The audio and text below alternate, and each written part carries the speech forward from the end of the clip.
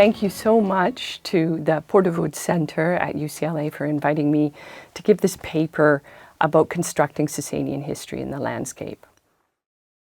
This is a paper about how stories that are told and stories that were told about the Sasanian Persians and their empire are reflected in the various landscapes of their imperial domains.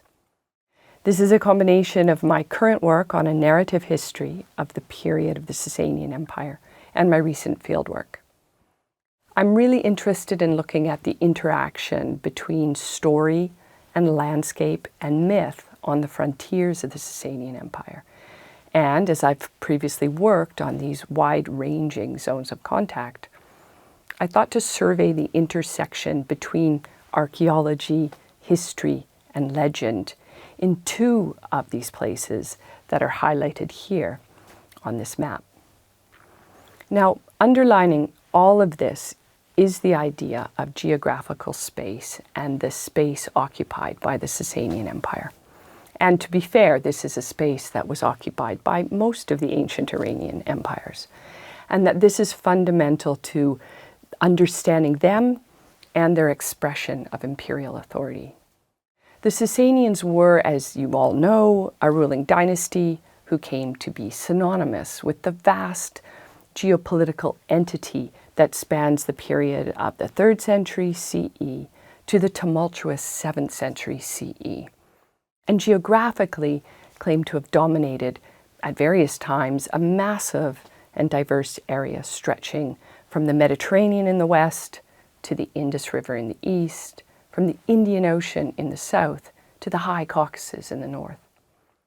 Now, how much direct, hard power was exercised in these different and vastly diverse regions across the period of their rule is debated, and of course would have varied, shifted and merged, dependent on local conditions and dialogues between the center and periphery and neighboring powers as well.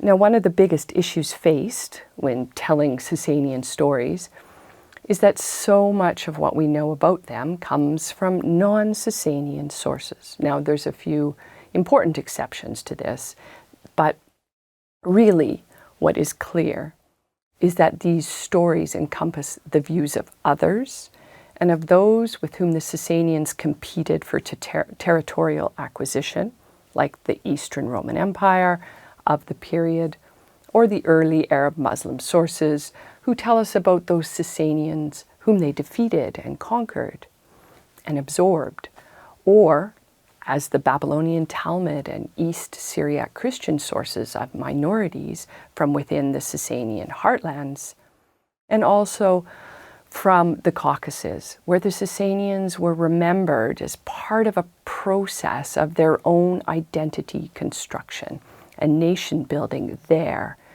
in the face of shifting geopolitical power. So the diversity of the material and the prevalence of external views have had a profound and lasting impact on how we understand the Sasanian world and its worldview. This is my sort of handmade map that shows the modern countries that encompass the Sasanian Empire. And this is really important because it tells us about all these different perspectives.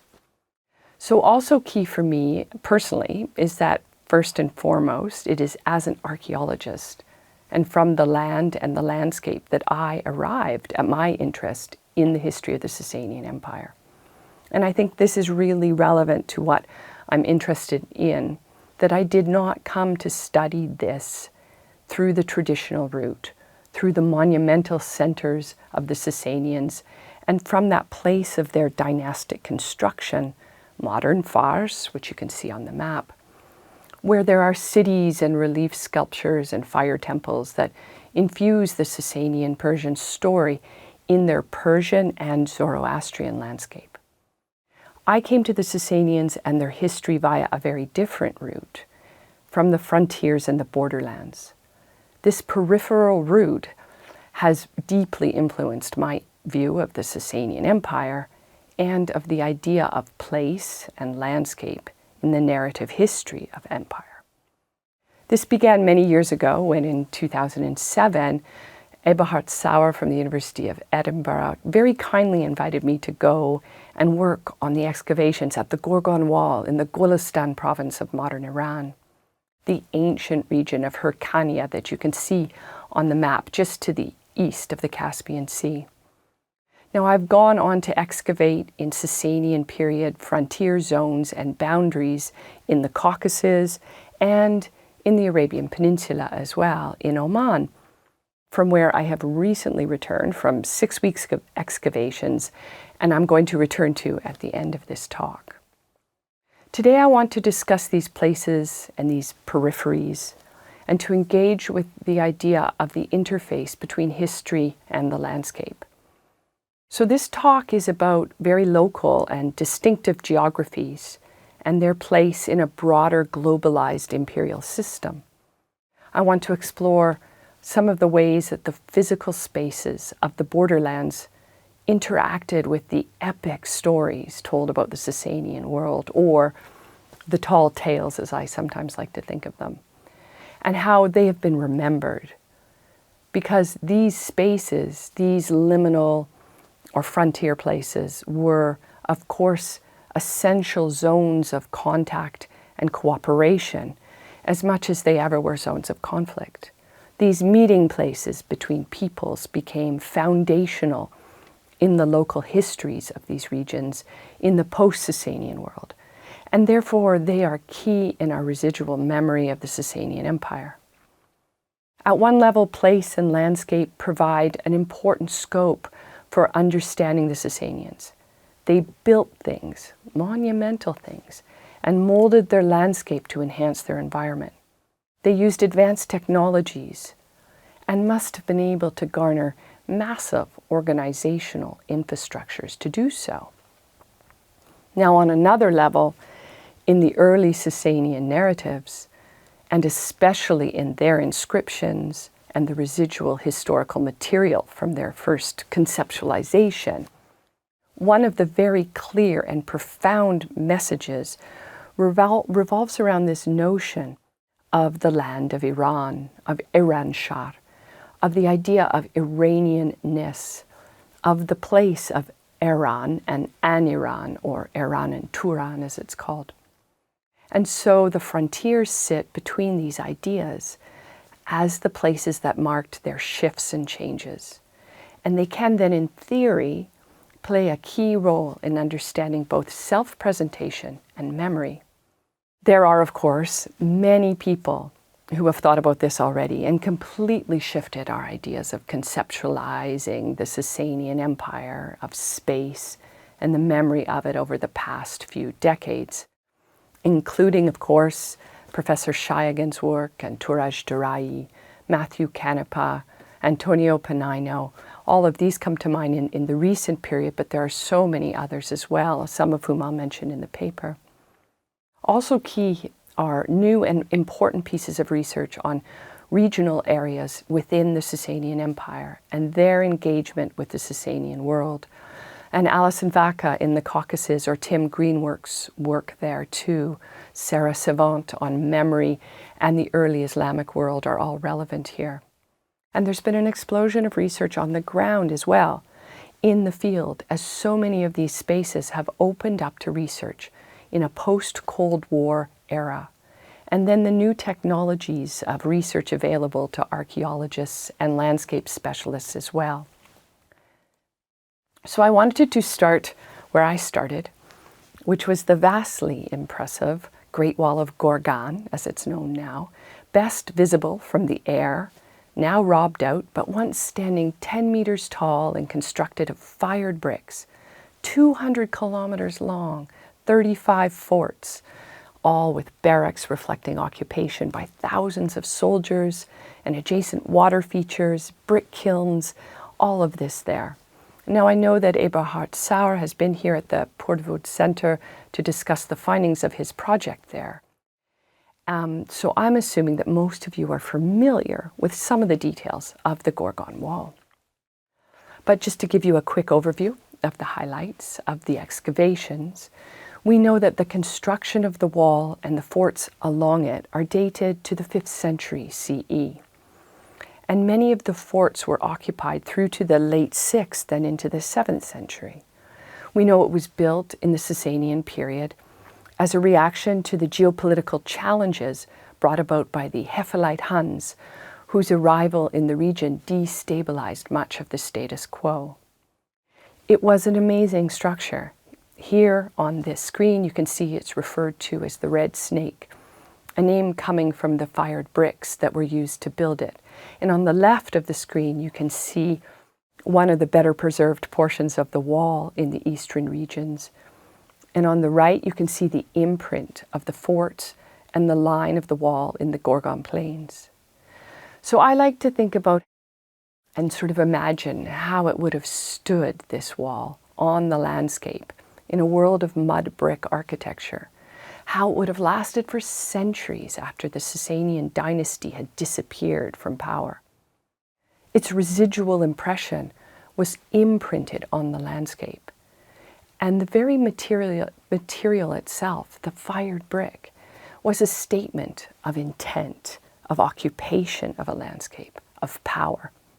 And I think it is important to really note that as much of this region was part of the lands of the Iranians, it was not the homeland of the Sasanians, and it was far from their dynastic center in Fars and Persis, and their centers of power in Mesopotamia.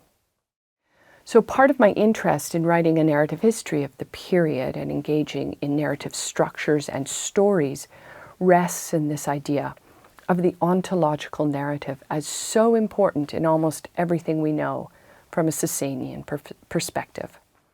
For what is history if not epic, when we're talking about the creation and the recreation of a dynasty through its rise, its sustenance, and its subsequent and extremely dramatic fall, and the enduring memory of these events? These are epic stories. And I would argue that they are also deeply informed, not just by memory, but also by place. And in this place, in the Gorgon Wall, we have an epic construction. As an example of this on the slide, you can see part of the Gorgon Wall. Here, particularly a dam, a bridge, or a water management feature at the Sari Su River, which is a tributary of the Gorgon River near Fort 2. In the eastern regions of the wall. Now, the sheer number of people it would have taken to build this structure, the firing of millions of bricks used to build it, the fires lit with the millions of trees used to run the kilns that we excavated alongside it. All of this illustrates the industrial processes involved. These would have left a long memory, so you sort of can imagine how it felt. But how do we understand how that memory would have manifested itself in a local population, in a local region, away from the center of dynastic power? Here you're looking at a drone photo of Fort 9, along with the associated line of the wall and canal. Now, there is something that Philip Wood used to contextualize his translation in text of the Chronicle of Surt as historical imagination that I think is so deeply informing for the way that the landscape can factor into the memory and history of the Sasanians on the various peripheries, and also with those minorities who were peripheral to power in the Sasanian dynasty too. In the Sasanian world, there were so many and competing imaginations at play, with each offering both a unique perspective and a very specific agenda. And I just have to say that we can really relate to that today here in Brexit Britain. So there is no better example of this, and deeply related to the Gorgon Wall, than the British Library's recent exhibit of Alexander the Great that presented the multifaceted Alexander story to a wide audience. It illustrated so well how the Alexander romance became an integral part of so many different traditions and imaginations. The Alexander myth represents an engagement with his story for so many different groups and preserves tales of good and evil, of place and history. And when I went to this exhibit in the autumn, I was struck by the enduring presentation of the stories of Alexander the Great. And this actually brought me back to look at the Gorgon Wall in this context again. So, as you can see on the map shows where it's circled that the wall that I was digging, that we call the Great Wall of Gorgan, when I first went back to dig there in 2007, it was widely known as Alexander's Wall, as you can see from the article there, or as it's known, Sadi Iskander. So it's this idea that this wall, the Great Wall of Gorgan, was known as Alexander's Wall that has fascinated me for so long. It was the connection then being made between a Hellenistic conqueror, Alexander, and the romantic epics that developed in the aftermath of his life, and the specific versions of these told and represented, especially in Abu Qasim Ferdowsi's medieval Persian epic poem, the Shahnameh, and this Sasanian period frontier wall that all resonated most intensely. So this to me raised some very practical questions about how this massive piece of infrastructure that had imprinted on the landscape could be so misidentified even up to my lifetime. And what could that tell us about preservation and its place in the landscape? What happened after the wall was abandoned at the end of the Sasanian period, and for the centuries that it would have been visible on the landscape? And as historical fact faded and then myth and perceptions of a past took over, how has this influenced our understanding of it? From its massive size and substantial structural impression, the wall would have dominated this part of the world for centuries afterwards. People would have mined it for the bricks and reused the material. So what did remain in the local population? This seems to be more of the idea embedded in the wall than anything more substantial about the facts around its construction.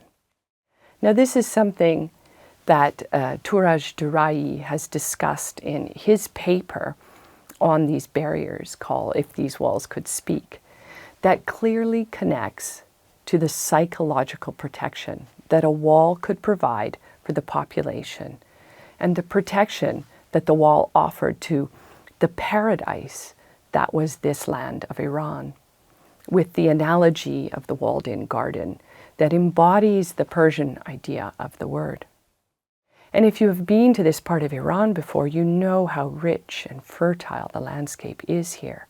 The fruit orchards, the rice paddies, the grain production, very much a garden of empire.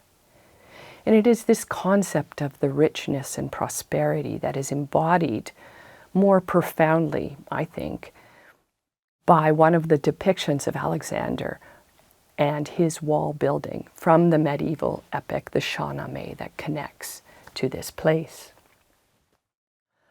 Now, it is in the middle section of the Shahnameh, the Iskandernameh, the Book of Alexander, that is a pivotal part in the poem that moves from legend into history. Alexander becomes the linking figure between the legendary Chionids and the historical Sasanians. Now, there is both a good Alexander and a bad Alexander in the Shahnameh. And here the focus is on the good Alexander as an epic hero.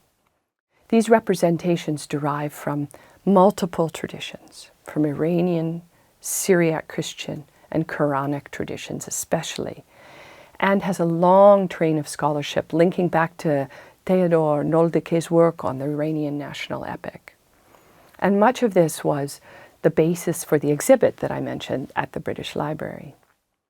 For my purposes here, it's when the story of the hero known as Iskander or Sekander in the Shahnameh veers off from his exploits of military victory over the Persian king, to the tale of a hero faced with a series of tests and quests, that things get interesting. And these turned Alexander's deeds into those of the heroic warrior and a king of epic. Alexander travels the world, he speaks to a tree, he meets mythical beasts and wise philosophers, the emperor of China. All of these seemingly reflecting both the romantic traditions of the story and the poet Ferdowsi's more contemporary concerns in the 10th, 11th century. But especially relevant for my story is that one of Alexander's great challenges involves the construction of a wall, a significant barrier that is built to protect the citizens of a town he comes across. The story of the wall built by Sakander in the Shahnameh emphasizes an enormous effort and gathering of skills and resources to achieve this great goal.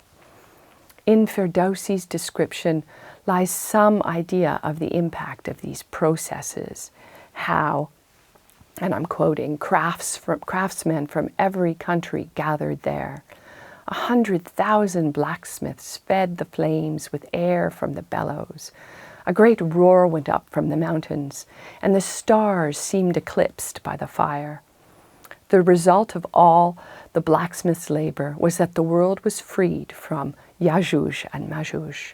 Now, the Yajuj and Majuj referred to in the text here are equated with the biblical Gog and Magog, the land of big, bad, uncivilized, wild people. And this Al-Khanid manuscript illumination on the screen really captures them. They're the ones hiding behind the mountain.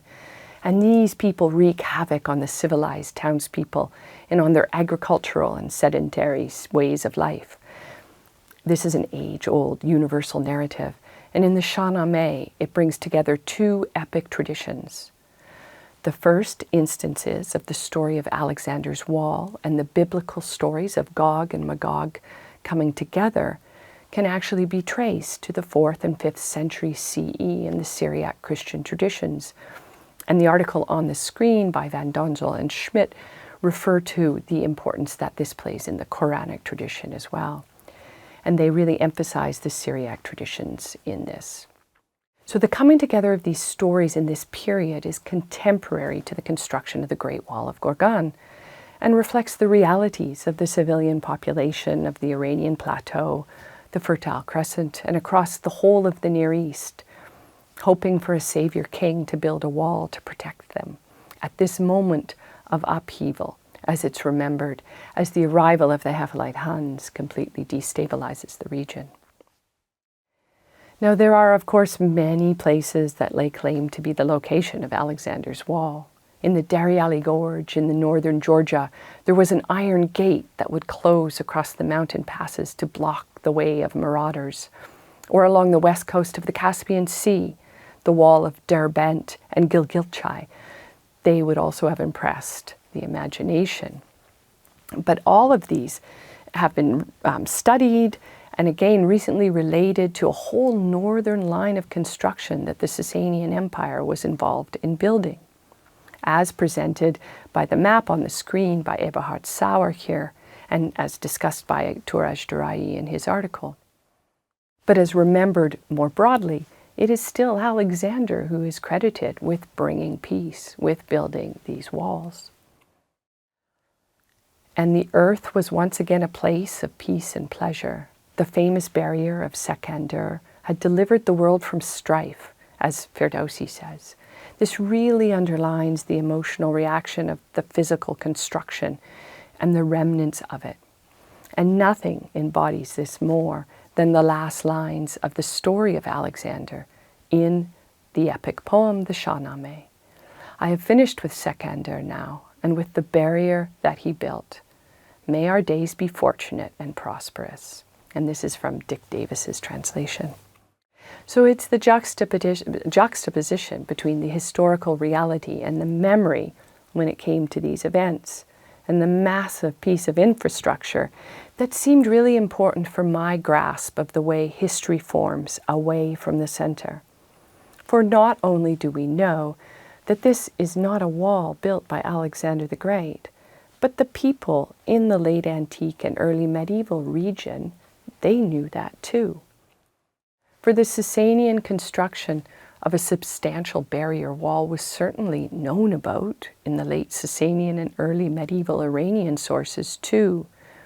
For example, the Sharastaniya Eran here on the slide credits the great reforming 6th century king Khosrow I with building a wall between Iran and Central Asia. In the text, in the Sharastaniya, we are told that Khosrow I ordered the establishment of a wall, that it was 180 farsangs long, with 25 royal cubits high, 180 palace gates, and he ordered the establishment of an estate. So the idea of 180 farsangs, 180 palace gates, equidistant gates along the whole is very reflective of the physical structure of the Gorgan wall, as it may have been perceived in the landscape as well. And then we also have Al-Tabari, who celebrates the events too, the success of the walls built by Khosrow, he tells us. And he tells us that in the 560s, with the defeat of the Hephalite Huns, the empire's powerful northern enemies were unable to make any inroads into the Gorgan area, or even exact any tributes, because strong fortifications barred their way. So the early Islamic historians also credited Khosrow with building walls as protection. So I've become really interested in this idea of how, at a practical level, successive Sasanian kings would have invested so much in what was a massive infrastructural project, a statement of organization and control in the borderlands between the Iranian peoples and those of the Asian steppe. The construction in this place of contact and connectivity between Eran and Turan was both recorded by late Middle Persian and early medieval sources as clearly being built by Khosrow I, but in the popular memory of a frontier wall as a concept, it is the notion of a mythical wall built by a Persian incarnation of a Macedonian conqueror, Alexander, that persisted. And it was as if Alexander's wall in that place is what endured. In that place, it's the idea of Alexander's wall, a place of safety and defense built by a hero of epic, not a prosaic king. And that in itself is interesting to consider. The Sasanian identity of this wall is removed in the historical imagination of it.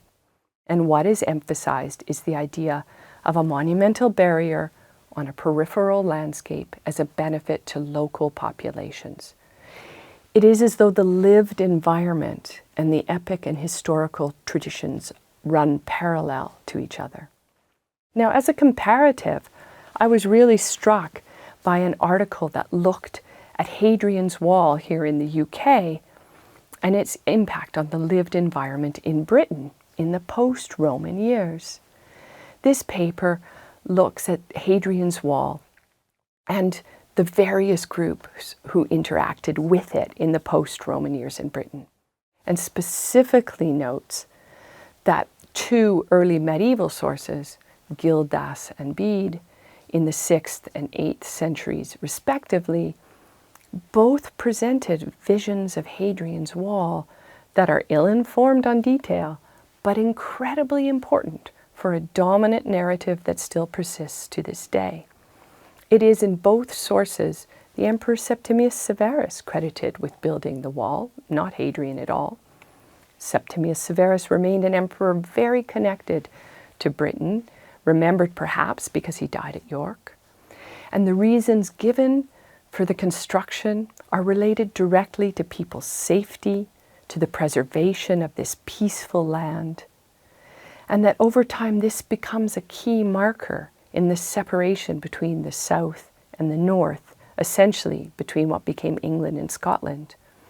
And the residual memory of it was that as a line of protection for the south against those barbarous neighbours to the north. And I'm a MacDonald, so I'm obviously not doing any dissing of the Scots here. Totally forgotten in this narrative is a Roman invasion, a destruction and occupation of these lands. Remembered only is some idealized version of a time of peace and prosperity.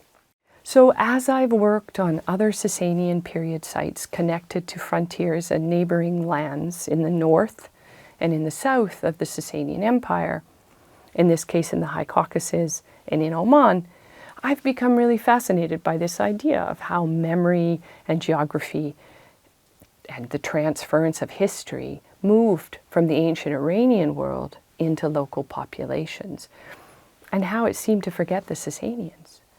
And this is so relevant for when we consider the imperial residue in these places where the Sasanian dynasty claimed to have exercised power. And nowhere is this more intriguing than in the Arabian Peninsula, where there is a long past of interactions and connectivity between the land of Iran and the Arabs. And as the place from where those who defeated the Sasanians and absorbed their empire came from, it has an even more intense relevance. And since the Arab-Muslim conquest of the Sasanian Empire, there has been a symbiotic, close, and conflicted relationship between the two regions. And this has been made much more intense by current geopolitical tensions as well. It is also particularly relevant at this very moment because there has been such an investment in funds and resources by the Gulf states and Saudi Arabia particularly in the cultural heritage of the region. This investment is seen as a way to exploit soft power, the soft power of cultural legacies and tourism. So to be fair, the growth in the focus and research in the region of the Arabian Peninsula is also reflecting the past 20 years of attention given to the region by researchers who might otherwise have been working in more traditional ancient Near Eastern sites. But much of this has been made off limits in a post-Iraq war world. And the current political climate in Iran underlies the fieldwork issues there. So how do we fit the Sasanian heritage into the Arabian Peninsula? And what is there of a Sasanian residue still on the ground? How much can we read ideas of hard and soft power into the footprint of the Sasanians in the Arabian Peninsula? This is a topic of much current and exciting research. It is also equally relevant as a landscape that resounds with real and imagined histories. And the memory of the Sasanians and their demise at the hands of the Arab-Muslim armies in the 7th century CE. In this respect, I've been specifically thinking about Oman, where we have just been excavating a Sasanian period site that I want to consider in the context of what I've been discussing here today, of landscape and memory and historical realities and imaginations. Now, Oman in the Sasanian period and earlier was known as Mazun. There is a very clear projection of the interaction between the Sasanian Empire and the Arabian Peninsula described by later historians of the Arab-Muslim conquests and the early Islamic period. Al-Baladuri, Al-Tabari, and many others discuss aspects of this. There is also the clear expression of Eastern Arabia in the representation of Sasanian imperial self-identity as well. It is clearly specified on the inscriptions of the 3rd century CE by the Sasanian dynasty at Nakhshi-Rustam, for example, that the region of Mazun, as it was known, featured in the worldview and imperial pretensions of the dynasty right from the start. And the text on the slide here is from the SKZ inscription of Shapur I from the 3rd century CE, found on the Kabai Zardosht, which is also pictured here. Now, the specific and very detailed arguments laid out by Harry Munt in his 2017 publication on Sasanian imperialism in Oman goes into intriguing detail about how Oman played in the historical accounts. And he is also importantly noting how polarized the debates on Oman and the Sasanian imperial involvement there have become as historical narratives and archaeological evidence have diverged quite dramatically. And so to this Sasanian period site of Filage, the Filage Fort, where we've been excavating over 4 seasons. The site is directed by Seth Priestman, my colleague, and in 2015 and 16 we worked there as part of this ERC-funded Project Persia and its neighbors. And then in 2022 and 23 we were funded by the Anglo-Omani Society and a Beatrix Descartes grant from the Society of Antiquaries. You can see the location here on the map. It's found on the Batina Plain near the town of Saham, not far from the important regional port of Sohar that became a center for Indian Ocean trade in the early Islamic world. The site of Filage is quite unique in that it is the only Indian Ocean facing securely dated Sasanian period fort that we have knowledge of at the moment. We hope to find more. It is a little place, relatively insignificant, but perhaps reflecting big geopolitical shifts in a transitional period of history. The historical narrative of Sasanian involvement in Oman is most clearly recorded by a source from the 10th century CE that Harry Munt refers to as pseudo-Atwabi, because the authorship of the work associated with him, the Al-Ansab, is uncertain. This is the most important and earliest tale of the engagement between the Az, a local ruling family in Oman in the pre-Islamic period, and the Sasanian Persians. And this account states, and I'm going to paraphrase here, but the article by Munt has an appendix with the full text, that the Persians came and settled on the Batina in Oman. They made a treaty with the Az, and then when they refused to convert to the newly adopted religion of Islam, they were defeated and the Persian population of the region was expelled. So this was taking place just at the time of the unification of the Arabian Peninsula and the adoption of Islam in Oman. This little fort at Filage can be found 15 kilometers from the coast and about 30 kilometers south from Sohar. It faces east towards the sea, and you can see the entrance there on the slide, and it very much seems to stand alone in its contemporary landscape. The excavation's AMS dates have revealed that its construction took place in the later 5th century CE or perhaps early 6th century. There is also significantly evidence that the place was occupied just before the fort's construction by people who used Sasanian period material culture as well. So we have that little glass vessel that we just found this year, a little neck of a vessel, as well as clear ceramic markers of Sasanian interactions with pottery types imported from Iran and Mesopotamia. So you can see all these details in the antiquity article that's cited here on the slide, and we hope to publish the full site monograph in 2024.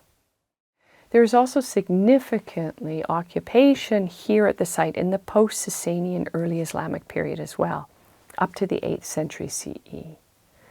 So we also know that the people at this site were connected with India.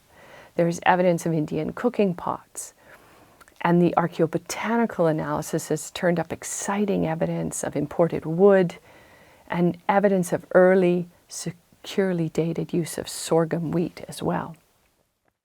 And as you can see here, the site sits on the edge of a ridge with an extensive Iron Age funerary significance, including a monumental grave just to the right of it on the slide from centuries earlier than the occupation phases we have been excavating. So we have Iron Age phases at the site dated from 1300 to 300 BC. And then we have a long gap of almost 800 years between this and the fort being placed on this site.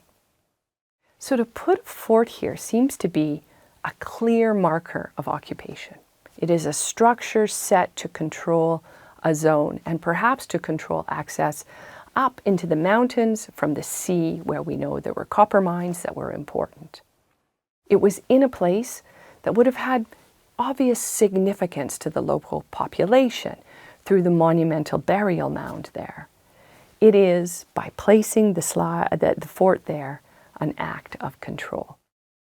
Now, as has been previously discussed in our antiquity article and elsewhere, these are intriguing details that offer some insight into the potential for evidence of an attempt at the implementation of hard power, perhaps from the center of the Sasanian Empire onto this periphery. And I think significantly, the fort also tells us that it was ultimately unsuccessful. For at our little fort, there is very little evidence of a Sasanian period occupation after it's constructed. And you can see it was a stone-footed structure, and there would have been then a substantial mud brick superstructure. We only have the stone footing preserved here to about 1.30 meters, but there's plenty of evidence of the mud brick wall decay in the excavation as well. We also know that the fort was washed in lime, so it would have stood out white on the landscape quite dramatically. And we have substantial lime kilns dated to the Sasanian period situated nearby. So after the significant construction of the fort and the effort involved in building it, we do not see much evidence of Sasanian period occupation here. But what we do have is a much more substantial picture of an early Islamic period occupation here in the later 6th and 7th centuries after the Sasanians are defeated and into the 8th century. We have internal architecture, mud brick walls pictured here on the slide you can see, showing at least 3 rooms in succession built off the eastern internal wall of the fort. So one of the ways to consider the impact of the fort is to look at how the local population contextualizes it in this place today. What is so interesting and clear from talking to people in the local village of Al-Falej near the site itself is that their memory and remembered history of the region is also very long. It is a memory that doesn't actually mention any Persians at all, but considered the landscape where the fort is situated with successive relevance going back millennia. As told to us by the father of one of our friends from the nearby village, their memories and stories include substantial Bronze Age culture here, the Ana, mother of bronze culture that was so important in mining, reflecting Bronze Age prosperity at the site itself, connected to copper in the region. And then the next remembered event is a long jump to the Arab queen Zenobia from Palmyra in the 3rd century CE, who appears in the local narrative as having been important in the region. And after Zenobia, all we have told are the people who came to fill up the wells, who were present at the area and in this interval between Zenobia and the arrival of Islam. And that is, of course, the period of the Sasanians. And I was really struck by how this overarching narrative of destruction, of the filling of the wells, gets associated with the site just before Islam, just when we are told some kind of direct Sasanian period involvement is supposed to have occurred in the region, stuck between Zenobia and the coming of a new religion. And we also know from Derek Kennett's 2007 article on the existing archaeological material from Eastern Arabia and the Batana that the region sees a period of economic decline during the Sasanian period, in material form at least. So this is the period of the Sasanian presence here in Mazun. And it was also, more broadly, a time of the implementation of hard power in the Western Arabian Peninsula, in Yemen too, by those acting for the Sasanian king Khosrow I. This according to our historical sources like Al-Tabari. It is a period when local autonomy seems to have been challenged across the whole region. So in Oman, the Sasanian period construction is associated with decline, with disruption, and the material footprint of the Sasanian Empire in the pre-Islamic period is very light. Their identity is largely forgotten here too, overwhelmed by the more dominant narrative that follows, the arrival of an early medieval Arab Muslim power. And it shows us how the Sasanians and their imperial interests become a footnote in a different and more local story. And this makes sense in a place where the existing memory and history are focused on the early Islamic period along this coast, and it is reflected in an explosion of prosperity and contact and connectivity in a post-Sasanian world as this periphery becomes much more central to power. Doesn't mean the Sasanians weren't there, just that their footprint was light and their story largely subsumed by a larger narrative. So to sum it all up, what can this tell us about stories and history and historical imaginations and the impact of imperial power on the frontiers? We know that local perceptions count, and that we can see in Golestan in northeastern Iran that an epic wall is attributed to an epic hero of the Iranian world at the expense of the Sasanian kings. And here on the Batina, where the fragile landscape also holds a long memory, an occupying force like the Sasanians can be forgotten by name, but that the memory of their presence and their impact remains. Archaeologically, through the evidence of economic decline, and in local memory, through the ultimate act of destruction in this arid land, the filling of the wells. The lasting memory seems so closely tied to perceptions of prosperity. And that is the truth that applies to both the north and the south of these imperial zones. Thank you for listening.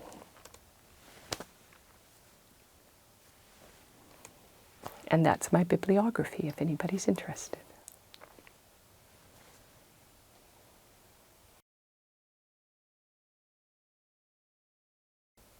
Through evidence of economic decline and in local memory, through the ultimate act of destruction in this arid land, the filling of the wells, the lasting memory seems so closely tied to perceptions of prosperity. And that is the truth that applies in both the north and in the south of these imperial zones across the Sasanian Empire. Thank you for listening.